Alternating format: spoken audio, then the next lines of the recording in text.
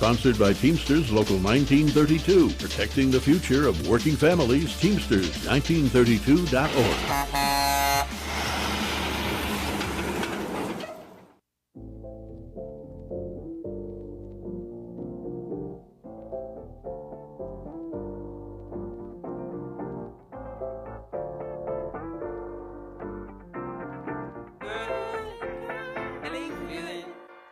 Hey, feeling good, like I should. When in dark, I walk around the neighborhood. Feeling blessed, never stressed. Got that sunshine on my Sunday best. Happy Sunday, everybody. Welcome back. You're listening to Whatever Works on KCAA 1050 AM and Express 106.5 FM. I'm your host, Sam Works, and today we have a special guest coming on. It was actually quite a surprise. This is my stepbrother, Tomasia. Don't even know how to spell it. No, I'm just kidding. I know how to spell Tomasia. Anyways, hello, Tomasia. How you doing? Welcome back. No, it's good to be here. It's actually hard to believe that I'm here to even begin with, but I'm back home now finally after what, like half a year maybe? Well, it seems a lot longer than that. So, Tomas is actually, he's in the Army, and he's been out in basically the border of, like, Canada, like up there in That's Fort Drum, New York for you, and it is like a 15-minute drive from New York to Canada, but yeah, we're in the outskirts, so don't think we're like living in the big city. We're just out in the woods. We're out there in the cold, right? Yeah, it's cold right now. I think last I checked, it was like 21 degrees, which is a good day, to be honest with you. A good day? Yeah, that's a 21 good degrees? day. That's a good Hey, day. if we're in the double digits, man. Yeah. Yeah, no, well, I'm super excited that you're on. I know you guys are like, oh, where's Mr. Kyle Kerrigan, our co-host? Well, he is out in Arizona right now watching his football team lose, the Saints. Oof. Actually, I don't know if they're winning or losing, but it's funny. I ask him, like, because he goes to a lot of Saint games, but the Saints are not that good. And he's like, I only go when they lose. Like, because the tickets are cheap. Right. I was Okay. I was like, don't you want to go one of these days when they actually win? You know what I mean? Like, wouldn't that be great? Your team winning when you're there. But, It's all about the feuds. Yeah. They don't like to see him win, man. No, they don't. So he's out there right now, and we're supposed to have another guest. His name's Ronan. He's gonna be on next week. Super cool guy. I used to wrestle with him back in high school. I'm sure we're gonna talk a lot about that.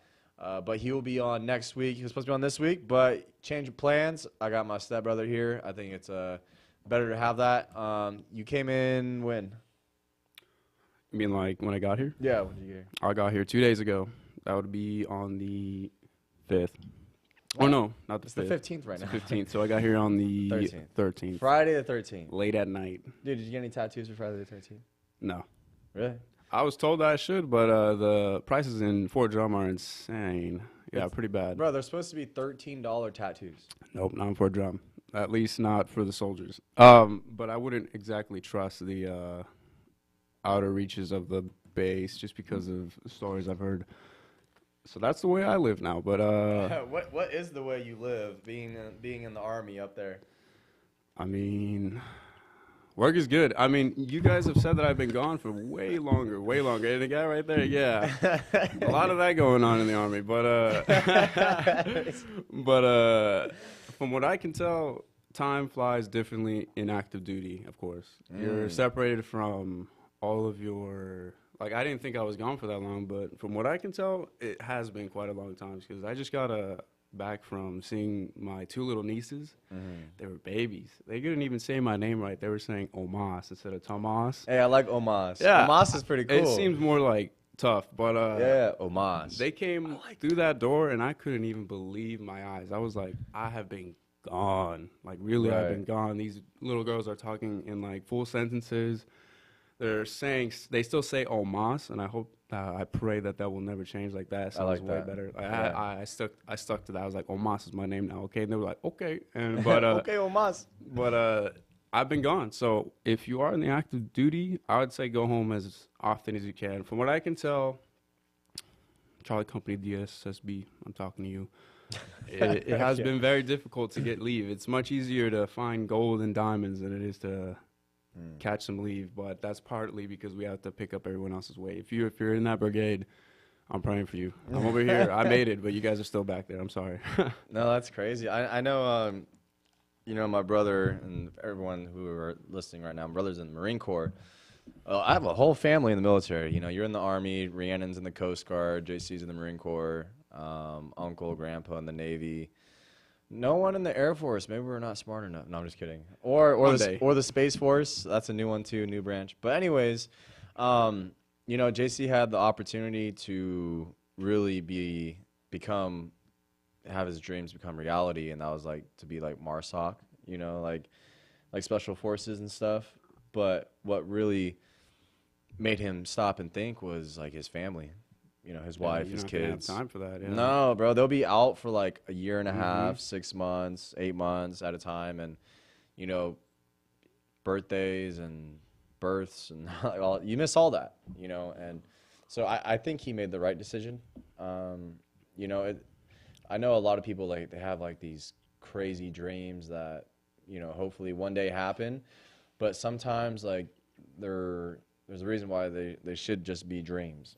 Yeah, you know what I mean? No, definitely. And like a lot of people, they don't look at it, the whole aspect. They just see this one thing that they have in mind, and they just want to like sacrifice everything to get that. But like when you sacrifice everything to get that, like Once you're there, you're like, wait a minute. you know? Yeah. So I mean, I'm glad he didn't go that way. He's a lot happier now. I can tell you that much. And even though he's what is he, a gunnery sergeant now? no, he's just a staff sergeant.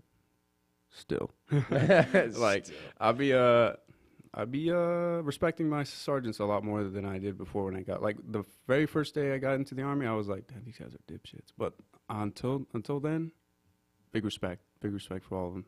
They have really opened my eyes on, like, for starters, I did rank up a little bit. I'm not a sergeant, thankfully. What are you, a corporal? Lance corporal? I'm just a specialist, E4 Mafia. But E4 Mafia? yeah. That sounds kind of hard.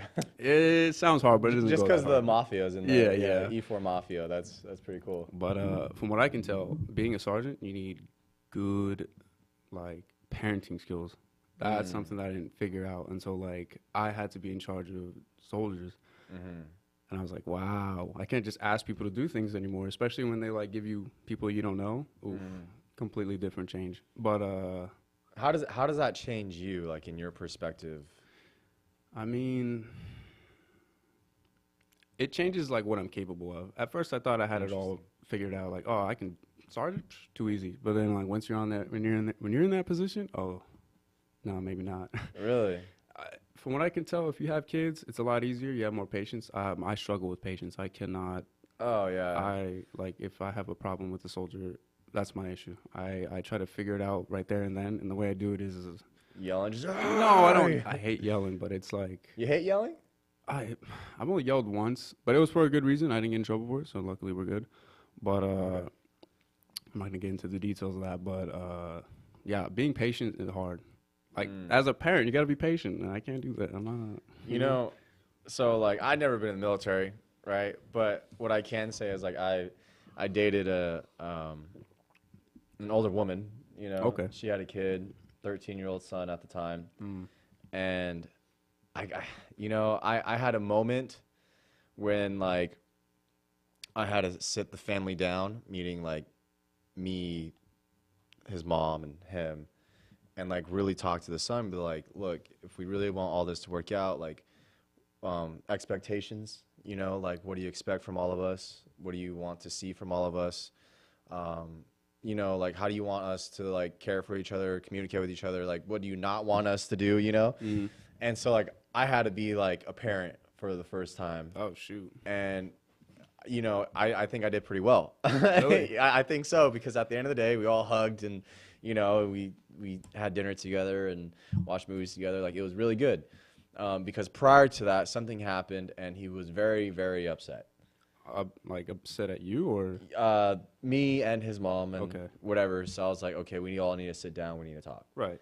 And so that was my first time stepping in as, like, a quote-unquote parent. But what really makes me laugh is, like, people tell me all the time, they're like, I don't know how your mom did it. You know, having 3-4 kids at a time, trying to get them, you know, in order or whatever. And when my girlfriend at the time, her son, his name's Zeke, you know, when she had to wake him up for school, I was laughing, you know, because it reminded me of my mom. And, you know, he was like, she's like, wake up, Zeke, wake up for school. I'm making you breakfast. And he's like still in bed. She's like, Zeke, wake up, you know, and like progressively just got like a little more frustrating. Right. And I had to step in there and be like, hey, Zeke, you know, your mom's making you breakfast. Like, it's time to get up for school. We don't want to be late. Like, da-da-da-da, you know. And it's just like, I was that child. You know, I would sleep in the whole time, you know, like I wouldn't care. Like, Couldn't even be mad at this kid, huh? Yeah, exactly. Yeah. And I was like, man, imagine having 3 kids like that, you know, like, you know. But going back to like the military, like you're handling, you know, a whole platoon or No, thankfully not. I only have like 3 soldiers. Mm-hmm. 2 of them are great. there's always that one problem child, right? 2 of them are problem children. But it just depends. Army's changed a lot. It used to be you'd get lower enlisted soldiers, and they'd all be very young and ready to work. And now we have old people. And Really? They are ready to work, but they have a lot of wisdom, you know? You can't just tell them what to do. Like, imagine an 18-year-old high-ranking individual telling a 34-year-old private. You still got the rank. That's something out there, like, respect 100%. Like, some people who are of age understand that you have to respect that rank, and there's some that are like, Doesn't matter what your rank is. Kid, Like, get away from me, you know? Like, yeah. but from what I can tell, it just depends on the soldier. I have never had a problem with a single one, so we're good. We're still on the right track. I haven't done anything bad in the Army yet. We'll see. Well, that's good. And do you like being in the Army? Or if you could have chose a different branch, would there be a different branch you would have chosen? Funny you say that. I almost joined. I almost joined the Marines. I was, I think, 3 days away from MEPS. So what happened was I went through all the processing, the paperwork, the signing, the the date after. Or the day before I was supposed to show up for MEPS, my sergeant was like, meet me in the office. And I say, okay. So I show up on the same time, and he never showed up. So I'm just sitting there in the parking lot trying to get a hold of this man. Never answered my calls. And what was next door was the Army. They were open, so I was like, let me see. Oh, so this was the Marine sergeant that was like, meet me, and then. Yeah, the Marine sergeant was late, I guess, or just had misinformation. I don't know. But Okay. I show up to the Army, and I open the door, and it was empty. All these high-ranking sergeants were just staring at me, and they were like, how you doing? And I said, I kind of had a little, like, swagger to it. I was like, I'm about to join the Army. I'm about to join the Marines. Sell me. And then You sell me? That's so Tomas, bro. Oh, I like it. Some guy raised his hand. He looked nerdy, so I was like, oh, he doesn't have a good chance. Okay, let's see. And he sold me. I was like, I like to go infantry. And he was like, are you sure? We have a lot more options than Marines. And I said, what do you mean? And that's when it started. He gave me this whole pamphlet, and he was showing me all these options. He gave me an option to be 11 Bravo. And then he mentioned the word bonus, and that wasn't something I found very familiar with Marines, of course. But yeah, Marines didn't have bonuses, did they? if they did, it'd be like for a really good job that I was not smart enough for, qualified for. it. You're smart enough, just not qualified. But I just shot a question. I was like, what's the highest bonus you can offer me? And he was like, can you drive? I was like, yeah, I have a driver's license. He's like, okay, for $40,000, we can get you a 4-year contract being a truck driver. And I was like, oh, what? Very easy. I was like, at first I was like, maybe infantry jobs aren't that great. That's a lot of money, you know? Plus I'm a soldier to begin with. So I take it. And he sold it. If my recruiter's watching this, oh man. He's like, sold. I'm going to expose you for this. But he got another one. He brought out his phone, and he was showing himself in Germany, Italy, France, Poland. And I was looking at the dates, and I was like, wow, these are only like a year apart. You know what? This sounds like a great gig. I can go anywhere. They were joking about the traveling part. After all this grueling... Wait, they're joking about the traveling part? They lied. Oh, no. When I show up to my company, and it was great at first, it's cold. Fort Drum is cold. I already explained that, but you get used to it. Now it's like, I'm here in California, it's like, what, 60 degrees? And y'all are saying that it's cold, and I'm always like, this is perfect weather. This is fantastic weather. It's a little hot, actually. I got to take off my sweater. But Yeah, it's a little different. So if you're gonna join the army, make sure that you pick the place you want to go and you actually have a deployment option. Because I didn't go through that because they made it sound like it's impossible for an 88 Mike to not deploy, and I was like, all right, word. He sold me on that. I'll take your word for it. So it's been like I think more than a year and a half. Have not been deployed anywhere. I've been submitting my Deployment applications. applications for volunteers, except for the fact that I'm almost certain that somebody higher up is saying, no, we're not going to have this soldier go anywhere. He's too valuable, or he's too bad. I don't know. It really depends. At this point, I'll take whatever. It could be that I'm a bad soldier, or it could be that I'm. Yeah, they don't you're wanna- valuable and they need you. Because, I mean, I think about it. I mean, well, for one, like, you're not married. You don't have kids. So you're applicable in that sense. Yeah. But once you get in a higher rank, like, you know, it's so crazy how things are different nowadays. Like, you know, back in the day, like, the kings will be out there during the wars, out there in the battlefield, you know. Now the generals and all of them, they're far bad. away, thousands of Yeah. miles away, Yeah, you looking at know, a screen or something. the ones that are in charge are not the ones in war, you know. And like from what I can tell, we have a lot of people in charge. Like, I think we have too many people in charge when it comes to the army, and that's a good thing. Because if you look at like how the Russians, I don't know their chain of command to be honest, but I know for a fact that they're struggling on that part because they have like was it corrupt military, so they be selling a lot of their equipment. And then the conflict with Ukraine showed up and they were no equipment. Oh, where'd it go? They stole it. Nope, they stole it. Yeah.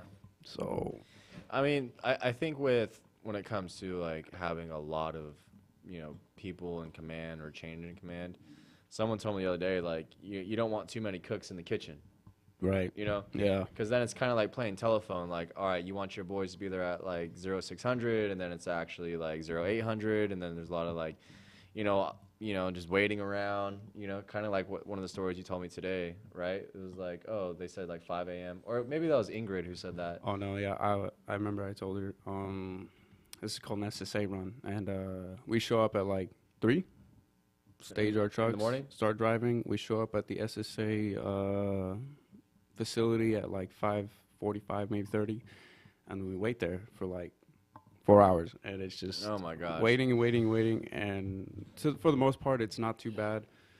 But it just takes a lot of time, and I feel like when you look at other people working in the civilian sector, they go through the same problem. The railroad, I think some other, I'm not sure what else has any transportation or supply matrices inside their work portfolio, but Probably like the shipping, the ships for like the shipping containers and stuff. I can only the imagine. loading docks. Yeah. You know, for all that. But for the most part, leadership-wise, we're good. Like, we just need More communication, better better communication. communication. Yeah, a lot better communication. Yeah, I think that's it with like almost everything. I mean, you it know? still functions good. It's just it needs polishing. There you go. It needs Yeah, more polishing. Yeah. Yeah. You know, I watched a movie yesterday, and it was I watched Midway, and it was about like the attack on Pearl Harbor and stuff. All right. And obviously, it's based on a true story, but they use like the real characters, not the real characters, but yeah, like the real characters, not the real people. You know, to portray like what happened on like their side of the story and stuff. And it was so like what would you call it? It like kept me on my toes, bro. I was like, you know what I mean? Because it was very intense and it was very stressful, like to watch this movie. Like, you know, there's like Saving Private Ryan, Black Hawk Down, like those are all great movies. Okay. You know, this one I was really like getting frustrated with. Really? Because they'll be like, it's about like these fighter pilots with little bombs, and they dive bomb to like take out the aircraft carriers like over in the Navy, you know, against the Japanese. And you know, some of them like they're doing good, they're not getting shot down, they drop the bombs, like they miss the ships. I'm like, Or like there was this one where like the submarine shot a torpedo, it hit the boat, but it was a dud, it didn't go off. And so you're sitting there like, what? Like, You this know what I is mean? what's supposed to happen in movies. Like, It's so crazy. And like the technology going from like even like World War I, World War II, like they didn't really really like you said, like polish the equipment, like there'll be a lot of duds. You know, you'll hear artillery coming in. You know, maybe 8 out of 10 times they'll go off. Whatever. It's like very tragic, sad, and like a lot of destruction. But sometimes, you know, maybe luckily it's just a dud. You know, but a lot of movies don't portray that. And when I was watching this movie yesterday, I was like freaking out. I was like, oh my gosh, Wow. dude. You know, like you know how crazy just being on that side, on both sides, you know, like you drop a bomb, you miss, or you shoot a torpedo and it just didn't go off. No, You know what I right, mean? yeah. On both sides, they're like, you see the bomb coming and it just goes right over you, or like you see the bomb hit the boat and it's just like nothing happens. You're like, woo, you know, like you survived another day. It's a crazy movie. It's actually, I didn't expect it, but now it's like one of my favorites. Dang. You know? Well, a lot that still happens though. Yeah. Like back at the company, we have 50 cals. My favorite weapon to shoot, and the only thing I'm actually good at shooting for the most part. And that's sad because I have an M4 and I still need to shoot a little bit more better. You suck but with an M4.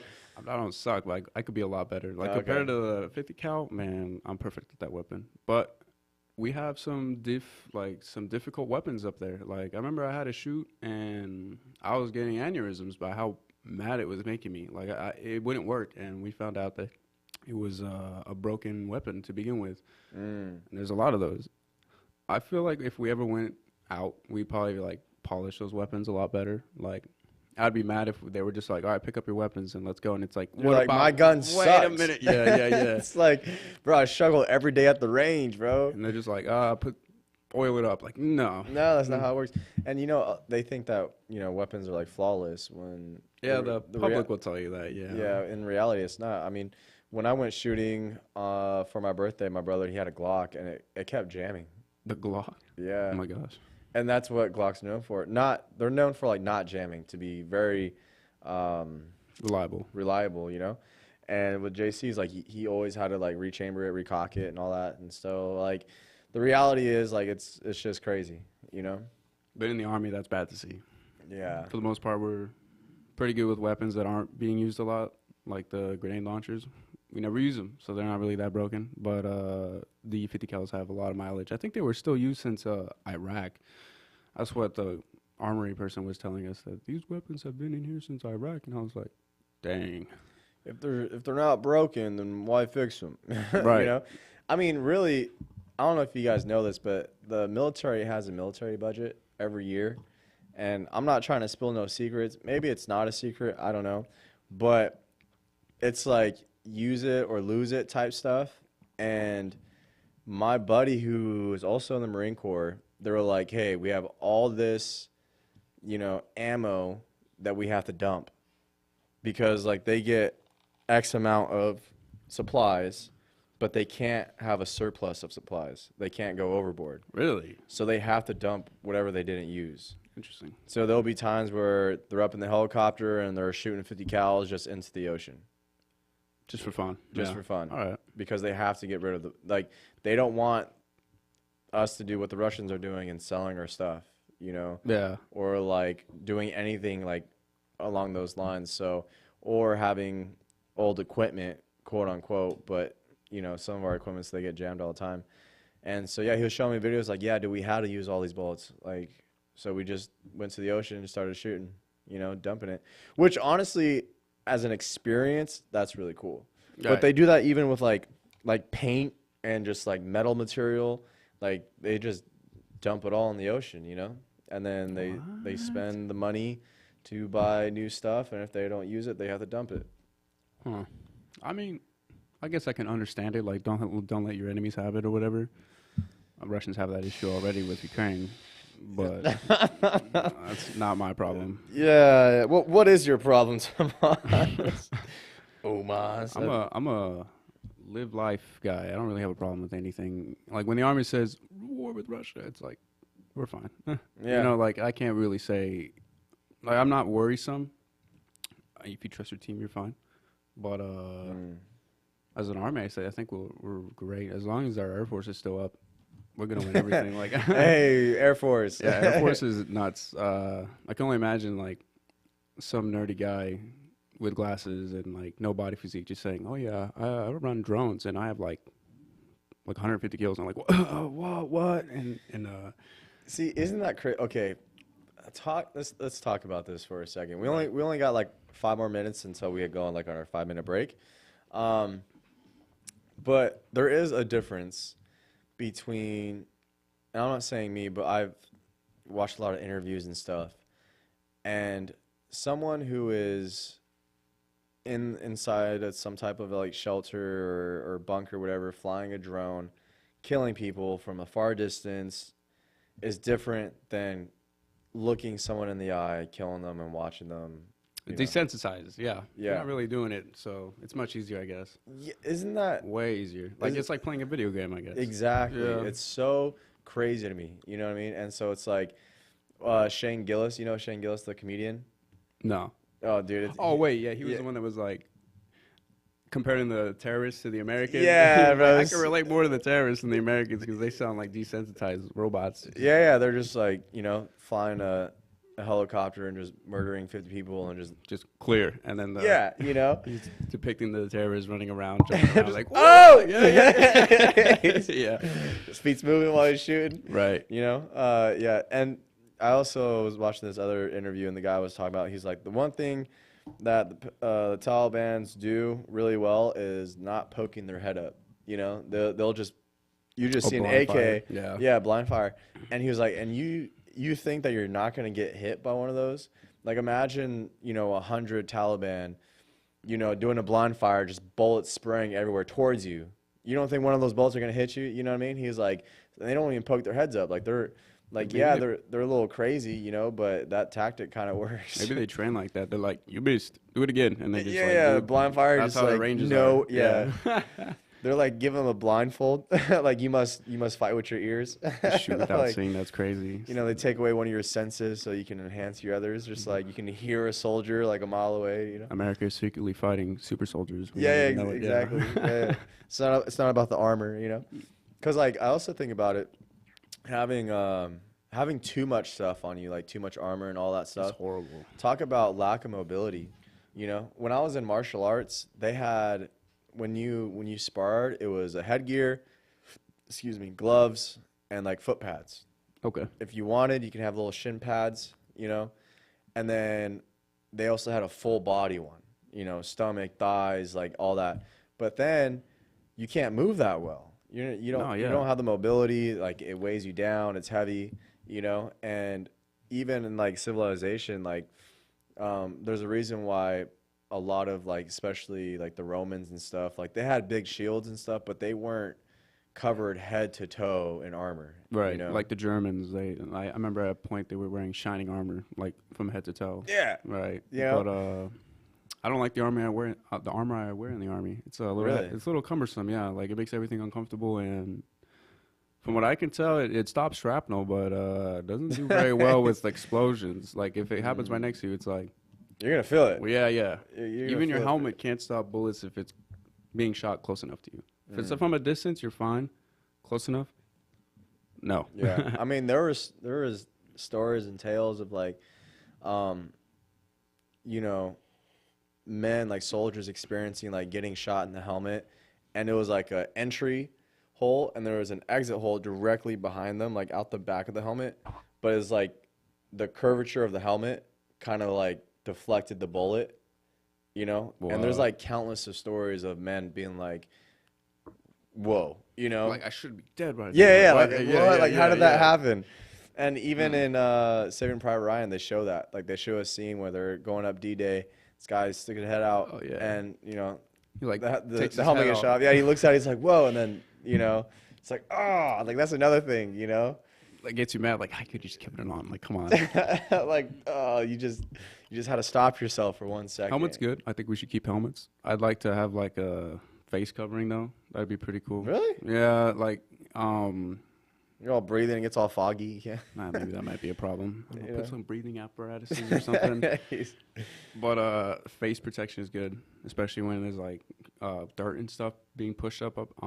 Because when we fired, we did an exercise where our sergeant was kicking sand in our eyes, and wow, we were not shooting well at all. Like not Really? even a little bit good. Like it was bad. And even with the iPro, like it still went down and Yeah. There's got still into our dust and eyes. everything. Yeah, exactly. Like, But you're still dealing with that. maybe you just gotta rough and tough it. I mean, they did in World War II, so And that's I'm what just built and that's different, what I I'm guess. thinking too. Like, and I talked about this before on my show. They were like, "Oh, they treat the people in the military like dirt, like da da da da, like, you know." But at the end of the day, it's like if you're active in war, and you're living in a ditch, like, Yeah. don't you want to be like conditioned for that? Not like, oh, we don't want you thinking like, oh, I miss my barracks, I miss the cozy bed and the heater. You know what I mean? Like, it's not that type of lifestyle to have if you have men who are going out to war. I think they call that like warrior culture. Like just keep it Warrior culture. keep yeah. it always like Keep it simple.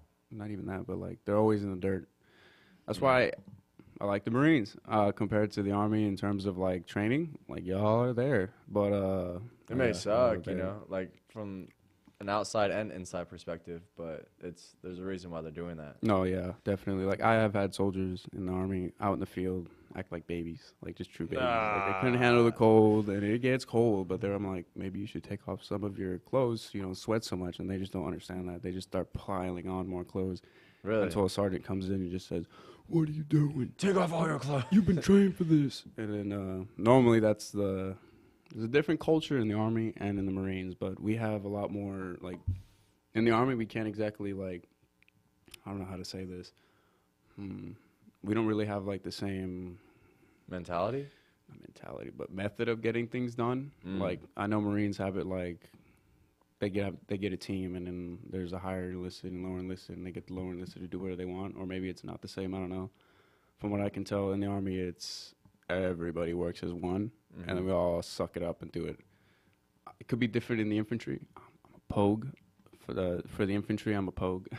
What does But pogue mean? it's I don't know what the acronym means, but it basically means I'm in the Army, but I'm doing like a You're not doing infantry infantry. role. Like I'm just a truck driver. Okay, but there's a reason why there's certain rules. So, all right, we're gonna take a quick 5-minute break. When we come back, we're gonna continue. Just chopping it up. Maybe we might switch the subject here, switch the category. If you guys are tired of talking about the Army, I know you. Yeah, that You sounds just good. came back. Yeah, so now I'm it's back like- talking about the Army. I Nope. know. It's lifestyle. Anyway, guys, you're listening to Whatever Works on KCAA. Hey, feeling good, like I should. When in Durga, walk around the neighborhood. Feeling blessed, never stressed. Got that sunshine on my Sunday bed. Oh, swell. Here it comes again. It's the great man theory of history, trotted out periodically by plutocrats, patricians, royalists, and assorted other proponents of an elitist social order. They insist that great progress does not come from political movements, unions, and other grassroots forces, but from the genius and benevolence of individual daring-do capitalist innovators. In a declaration this month, for example, a group of laissez-faire land hucksters asserted that it was not labor's long, bloody struggle that advanced workers' rights, but industrial America's generous bosses. These befuddled revisionists of corporate history proclaim that, quote, unions did not create weekends, the 8-hour workday, or a living wage. No? Who then? Henry Ford did it in 1926, they say, adding emphatically that, quote, capitalism and competition creates higher wages and better working conditions. Excuse me, boss, but capitalism constantly tries to destroy any competitive market, and it thrives by holding down wages, repressing worker rights, and eliminating jobs. Forget the right wing's cartoonish portrayal of Henry the Great as a working-class savior. He was a Nazi-admiring, anti-Semitic industrial magnate. Contrary to the revisionists, unions did indeed create their own progress, having fought for wage and hour protections since the 1860s. They rallied popular support with this slogan, 8 hours for work, 8 hours for rest, 8 hours for what we will. This is Jim Hightower saying, and here's an inconvenient fact that causes the hair of today's corporate mythmakers to burst into flames. It was not some genius capitalist who first established the 8-hour day as our national standard. It was government. President Ulysses Grant instituted it for all federal workers in 1869, half a century before Ford finally trailed behind. The Hightower Radio Lowdown is made possible by you subscribers to Jim Hightower's Lowdown on Substack. Find us at jimhightower.substack.com. And now, the voices of KCAA with an exciting announcement. Want to hear NBC News or KCAA anywhere you go? Well, now there's an app for that. KCAA is celebrating 25 years and our silver anniversary with a brand new app. The new KCAA app is now available on your smart device, cell phone, in your car, or any place. Just search KCAA on Google Play or in the Apple Store. One touch and you can listen on your car radio, Bluetooth device, Android Auto, or Apple CarPlay. Catch the KCAA buzz in your earbuds or on the streets, celebrating 25 years of talk, news, and excellence with our new KCAA app. Just do it and download it. KCAA, celebrating 25 years. How you doing? This is Gary Garver. In today's society, the majority of people are not getting enough sleep. I know I'm not. If you're like me and having problems getting a good night's rest, whether it's health or stress related, I have a solution for you. South Pacific Sleep Lab. South Pacific Sleep Lab will do an evaluation of your sleep pattern and will provide a comprehensive study so you can start getting a restful, peaceful night of sleep. They take all types of insurance, which will cover your cost of the evaluation, and they will even provide transportation to their offices at no cost to you. For more information, contact Tony at 310-999-1887. That's 310-999-1887. Tony even stays awake all night, 24 hours a day, 7 days a week, so you can sleep better and rest easy. South Pacific Sleep Lab. Start feeling better and getting a great night of sleep today. You like to safely leverage bank money to earn double-digit returns, income tax-free, with guarantees and no downside market risk? How can you do this? This is Ference, host of the Your Personal Bank Show. 1. You fund a high cash value policy one time to earn dividends and interest. 2. Establish a bank line of credit using the cash in your policy as collateral. When you earn more in dividends from your policy than the interest the bank charges, you keep the difference. And the difference is averaged 2 to 5% annually in your favor for the past 40 plus years. 3. The bank funds contributions years 2 to 20 plus. Each year the bank adds funds, your rate of return increases. Your average rate of return can grow to strong double digits annually within a few years. Contact me at yourpersonalbank.com, yourpersonalbank.com, or 866-268-4422, 866-268-4422 for more info, or tune in to the Your Personal Bank Show. Your Personal Bank Show airs Tuesdays at 4 p.m. right here on KCAA 1050 AM and 106.5 FM, the station that leaves no listeners behind.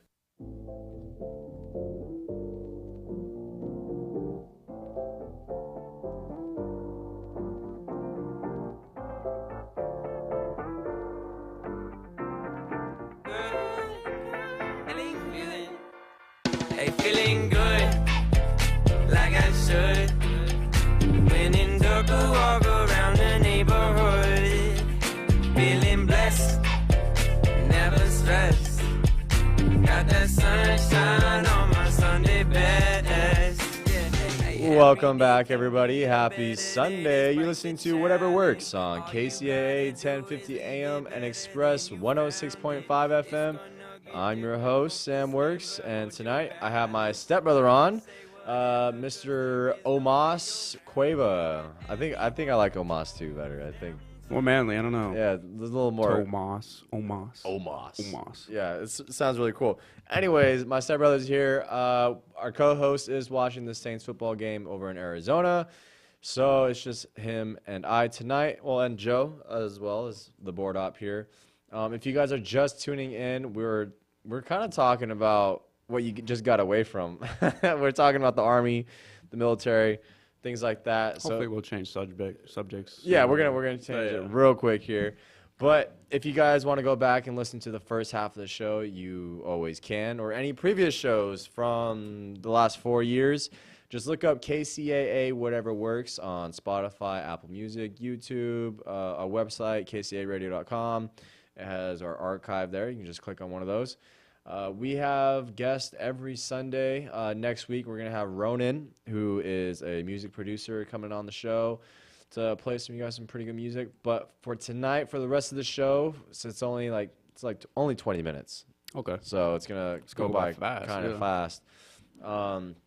If you guys want to call in, if you guys have any questions, please do. The line is 909-383-1000. That's 909-383-100000. No, I'm just kidding. 1000. Anyways, before I didn't do any of our sponsorships. I usually have our co-host Kyle do the sponsorships, but shout out to SNJ Radio.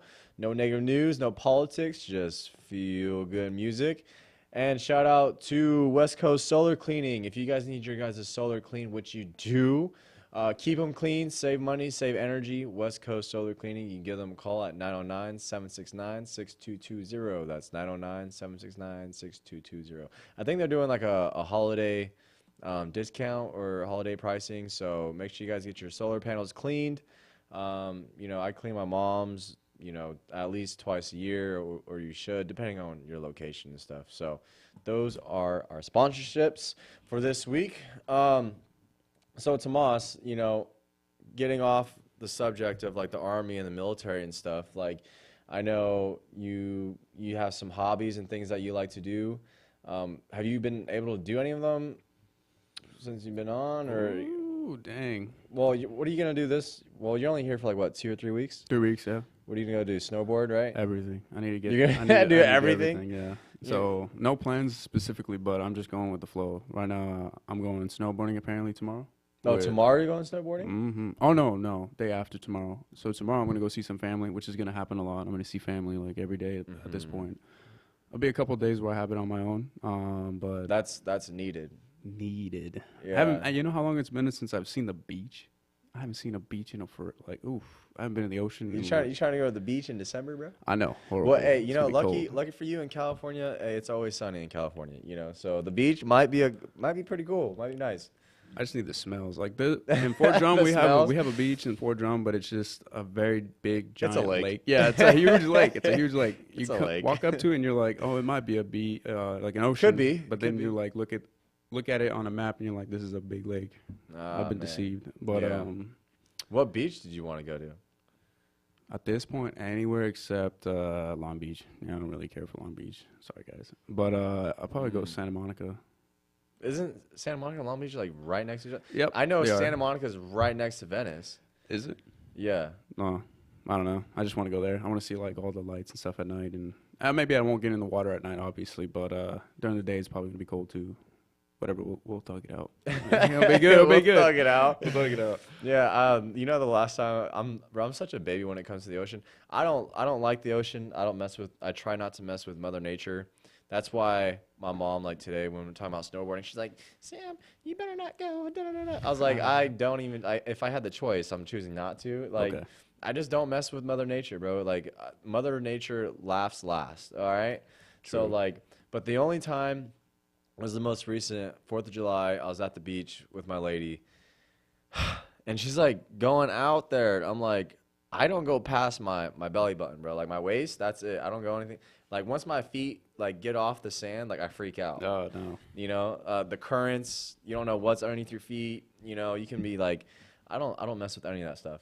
But what was really cool is I can't float. I never learned how to float like on my back. That's probably because you have low body percentage or low fat percentage. Yeah, that happens to people with no fat. Guys, I'm fat, so I can float all day. Yeah. So. But, in the ocean, the salt and everything, the buoyancy, That's true. And for the first time, I was like, wow, I get to float on my back. But then I was scared because I was exposed. I was like, am I going to look like a seal floating, like a shark just has the perfect opportunity to munch on me, Dang.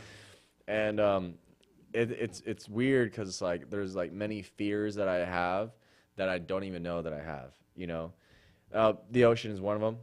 Like, some people are like, oh, you're not scared of the ocean. You're scared of what's in the ocean. No, I'm scared of the ocean too, bro. Like, right. Like it's crazy. I don't like drowning, right? Like, that's just another thing. Have you ever drowned before? No. I think I almost did, but it was me freaking out because it was my first time ever trying to learn how to swim. Okay. It happens to everyone, I guess. But drown? Heck no. Mm-mm. Have you? There was this one time, because you know how they say, like, if someone's drowning, like, never go and, like, try to save them, like, throw, like, a life raft or anything. Like, you know what I mean? Like, throw something so they can go. So I was at a YMCA, and I was, like, a little kid. I was in the deep end. I exhausted myself. My mom was, like, midway. I was, like, swimming to her. And I started to, like, really, like, sink. I just got so tired. And so my mom was, like, trying to help me, but I was, like, shoving her down under. Yeah, what? You know, I'm like, you know, I mean, they say they gotta punch you in the face if you start doing that. I mean, it happens, you know. There's this one time, and I talk about it quite frequently because, like, it's almost like it's something I've always wanted to do was, like, save a life, you know? Okay. And were you there? I'm not sure, with JC's buddy when we all went cliff jumping. Oh yeah, I think so. You were there, right? Yeah. Where he, like, smacked the water and just, like, started sinking. Oh, okay. Yes, I was. You were there? Yeah. Yeah. Like, with that, like, when I jumped in the water, like, he was totally knocked out. No, yeah. You know? And, like, I wonder what happened. Well, like, we never, like, he just got knocked out, but why? Oh, well, dude, that's like smacking concrete, bro. Like, But he didn't, like, hit his face, did he? No, when he threw his arm up, I have Yeah. the video. Oh. When he threw his arm up, like, his body, like, tilted to the side. Oh. And it just, like, knocked the air out of him, broke his ribs, punctured his lungs, like, everything, you know? Damn. And you see his body resurface, like, his back, and then you just see him start to sink into darkness. But when I jumped in there, like, just me, I couldn't do it. Like, I couldn't, like, he was so heavy. It was dead weight. Like, I needed help, you know? And I felt bad because he had a broken neck, okay? But obviously didn't know it at the time. And because he was sinking and I was sinking, like, I didn't know what else to do. So I just took his head and just, like, tried to shove it. Like, okay, yeah. But that's probably what broke his neck. I don't know. You know what I mean? Yeah. And then that's when Cole jumped in, and then he helped me, and we were able to, like, push him up towards the surface. And then you guys, like, dragged him out, like, super crazy.